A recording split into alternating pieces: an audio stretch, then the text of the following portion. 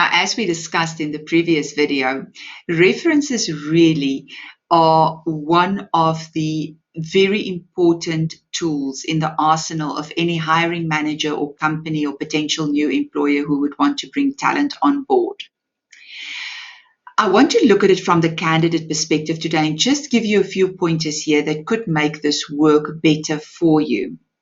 Now, of course, I can't make you better or worse in the job than what you were, but the same way that if you are well prepared for your interview, the spend of time between you and the company when you are being interviewed is just so much more fruitful because everyone is prepared and have their details forefront of mind and have their stories and their scenarios and their numbers and their quantifiable results forefront of mind.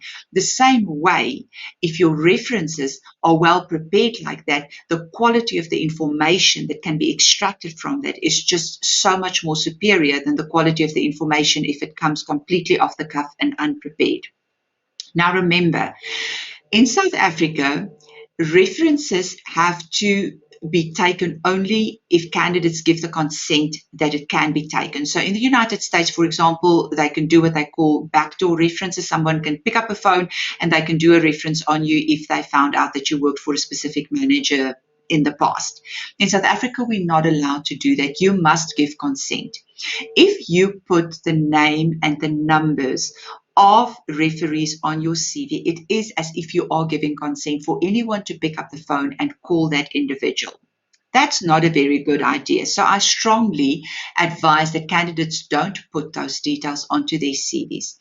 Firstly, you are really putting this manager or whoever would be the referee's number and name on there for anyone who wants to pick up a phone and call to them. So you're not protecting their privacy. Secondly, you have no chance to actually double check with them again before someone calls them for a reference, whether they are, number one, still happy to give the reference, and number two, when it will suit them. And of course, number three, get them to remember you again on the job, because definitely at least some or most of your referees will be people that you reported to maybe 3, maybe 5, maybe 7 years back. And for them to, all off the cuff, remember who you were in the workplace, what you did, what contributions you made, could be quite difficult, especially if I catch them out of the blue in the middle of a very busy working day. And if they've got other pressures to handle, then it's just going to be very irritating for them to get this call unexpectedly. But if you hold that information, but have it ready for when it needs to be taken so that you can first verify with them and then send it through to whoever is going to be taking the reference, they will be ready for that reference. When I pick up the phone, they will already have, their mind would have gone already, they would have refreshed their memory about you in the workplace. So, the accuracy and the speed at which we can get that whole discussion done will be much better because they remember you. And of course, because you handle it with such respect, that just would stand you in good stead.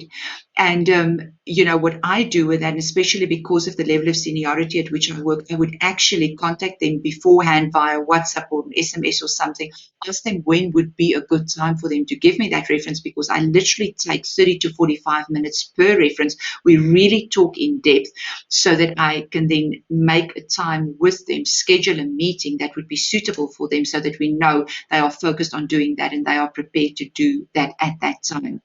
And all of that works very well in terms of the effectiveness of your references. Remember also that we are looking for at least 2.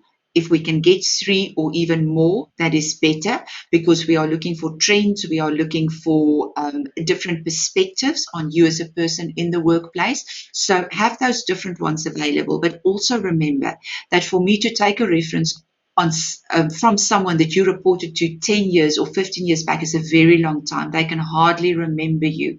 But if it's someone that you worked with much more recently, I generally try not to go beyond the 5 to maybe 7 years. 7 years already becomes a long time ago because you should have grown a lot in your career in that period of time. But that really is, so it needs to be more recent. I know that sometimes it can be a challenge because you might have been in the same company for a long time, but it could be someone that you reported to has left the company in the interim, was maybe moved into a different department, that would still protect the confidentiality of it, and not really, go and put that out there for everyone to know that you are looking for something new. Um, so do think about it carefully, and make sure that you handle this with a kind of respect for these individuals that will be supplying the references, so that the effectiveness of them can be everything it's supposed to be.